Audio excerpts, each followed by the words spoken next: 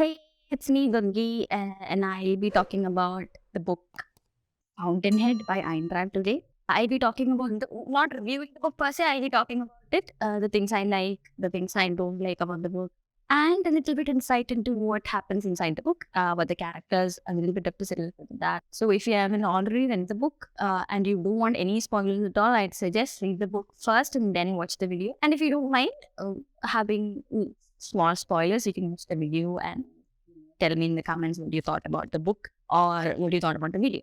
So let's get into it. So this is the book I read. It was gifted by a friend to me. If I have to sum the whole book up, I'll just say it is a very interesting book. I've never read anything like this before. Especially the characters are very relatable, but at the same time very unique because characters are very starkly different from each other. For example, the protagonist is Howard Roark. He is an architect and he's the epitome of individualism. He's like very selfish, if I might add, and he's considered selfish according to societal standards. But then the other characters around him, except for a few characters, they are all typically, the seditious kind, the people pleasers. As said by Ayn Rand, they described as second-hand humans. So basically, these people are normal human beings who try to please everyone else and to get on with life, pleasing others, do not have an identity at all, those kind of people. But then Howard Roark, that is the protagonist, is someone with his own ideology. He doesn't comply with the societal standards. He doesn't listen to people. He doesn't have any emotions per se. Can be a good thing and a bad thing, but he is considered the human being. Like, I'll read it out. He is described as the man as man should be. So, according to Ayn Rand, this is a perfect human being. That is Howard Roark, the protagonist, is a perfect human being. And everyone else, basically all the other people in the novel are just below him. That is what she is saying. And Ayn Rand basically tries to discuss two kinds of people in the book. The people who are, objectivistic. That is the objectivism is an ideology that is framed by Ayn Rand. It's basically about living, for oneself and doing whatever you want to do, not bothering about other people in all kinds of ways. In the society, when we live, people are like, you have to live for someone else. You have to sacrifice. You have to be selfish. So until you're selfish and until you sacrifice something for someone else, you're not living. Everyone's like, be kind, all of this philanthropic things and all of that. So that is what is considered great in our society. But Howard Roark is completely opposite. He doesn't do any harm to people. He doesn't do any good. He just lives for himself. He just does his job. He's committed to his own life. He's an architect and he considers that he is very good at what he does. But other people don't think the same because he doesn't conform to societal standards. He goes completely against everyone else. Basically, the first chapter itself, it says that he was expelled from the institution he was studying in. He was an architect because he didn't, listen to the teachers and his professors, all of that, blah, blah, blah. You can read it. So that is what the movie starts with. He is being expelled for being a rebel. And that is the easiest word you can use. He's a rebel. But then that is his ideology. He's an extremely individualistic person. He believes in his own ideals and standards. He doesn't change it for anyone. He doesn't have any emotions for anyone. He doesn't care at all. This is very controlled and not influenced by society and emotions at all. But then there is another character called Peter Keating. He is exactly the opposite of what Howard Roark represents. And according to Ayn Rand, he is a perfect example of a selfless man who is a ruthless, unprincipled egotist. So he is basically someone who tries to please people in order to get on with life. That is someone who's always, very nice and very warm to people, so he can get his ulterior motives. He is not happy with his life. He's very whiny. He's always complaining. He hates all of the people he meets. But then he has a persona that people like because he's always, okay, I'll this for you, I'll do that for you, I'll smile, I'll blah, blah, all of that shit. He is basically a people pleaser, but even lesser than a people pleaser because he has no personality. Everything he does is influenced by someone else. Everything he does is because he wants to get something. And he's completely opposite of Howard Roark. Not Stark, sorry. He claims that he is a very, selfless person. He thinks being selfless is what life is about. He has so many, mountains to climb. He has like goals and all. He wants to be the perfect architect. He wants to be successful. But those victories don't even matter to him because he knows that he's very bad at what he does. He's an architect and he's very bad at what he does. But he still, you know, licks people's boots so he can get on with life. That's what basically he does. And there are instances in the novel where you can clearly see the difference between Howard Roark and this Peter Keating, where Howard Roark has to help Peter Keating to make blueprint of a building, where Peter Keating knows that it's bad, that he can't do it, so he gets help from his biggest rival so he can, succeed. And Howard Roark does it without any concern because, that man doesn't like, he has no personality. Not like, that's it. Yeah. So that is what Peter Keating. These are the two main, not the main characters. There is another person who's even worse than Peter Keating. I'll talk about him later. So these are the two contrasting personalities that Ayn Rand tries to portray in the novel. And there is another person who's Ellsworth Monkton Toohey. Yeah.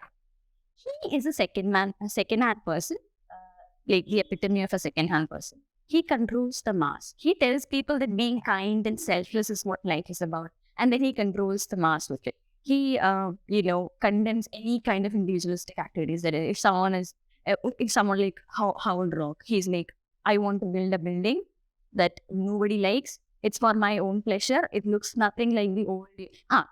That's one point. Howard Roark is against all kinds of impractical, architectural structures like historic monuments and huge villas, all of that. He doesn't like any of that. He's a modern architect, and people hate him for it because he doesn't have value for historic stuff because it's impractical. So, for example, this person, this Ellsworth Monkton Toohey, he hates Howard Roark because he is everything that this Ellsworth Monkton Toohey preaches against. Because he preaches selflessness. You have to do selfless deeds to be a good person. We have to sacrifice stuff. Selfish people should not exist. Basically, you have to live at someone else's expense so your life can be meaningful. So he controls the mass with it. And he uses that influence to turn people against, Howard Roark. And so that's what basically he does. You can read the book and find out what his character is. The thing is, this particular edition, I don't know if the other editions have it. This particular edition has insights into how Ayn Rand framed these characters. There is a note at the end it's in the afterword by Leonard Peacock. So he has given us an insight into how she has framed the characters and what characteristics she would like to give them. So that is a very good description of the characters and their qualities and how she took the time to frame each character and mold each character. There is a lot of insight into that. There is not a lot of insight, but a few pages. That is what I liked about the book. You can read how she wanted to portray the characters, or how she came to the conclusions, or how she derived the characters and all that. That is in this book. I don't know if the other editions have it. This is the anniversary edition, so I think it's, added. I don't know if you guys have read another edition or if you guys have already, read the books before. Tell me in the comments if you have also read that, insights of the characters. So I really like the book. I was researching for this particular. I saw a lot of dissent for Ayn Rand because and basically saying she supported capitalism because she's completely against the idea of collective mentality or the mob mentality. She doesn't like that. She believes in capitalism. That is, individuals doing individuals work, earning for themselves and using it for themselves. She's completely against the communist socialist ideology of everyone's stealth, the government's stealth. Everyone should get something or everyone should get something. So I think a lot of people did not like that about her because she, supported capitalism. But I don't care about her particular ideologies. I just like the book. She has done a really great job. I was very, very invested in this book. And I think when I started the book, I felt like it is not going to be my cup of tea because nothing was happening. It's like basically human beings doing human being things. But towards the end, not even towards the end, when you start learning about Howard Roark and how his character is, it got very interesting and he's someone I cannot relate to because I find myself to be a very second-hand person at the moment because I don't have, okay, selflessness, blah, blah, blah.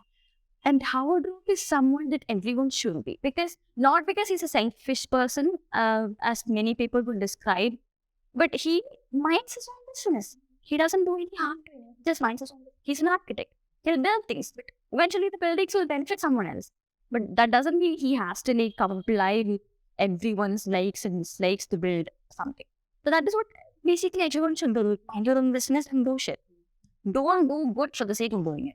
To only boost your ego. Like, we can see most people doing, okay, I'll be this kind person and record it and publish it on social media, and people will be like, oh my god, you're so kind. So it's basically boosting my ego because I feel like I am a good person, and then I'm like, oh, I'm a good person. Like I'm the good deeds. That's not what life is about. If you want to do good, okay, do it because you can, not because you want to and you want to boost your ego.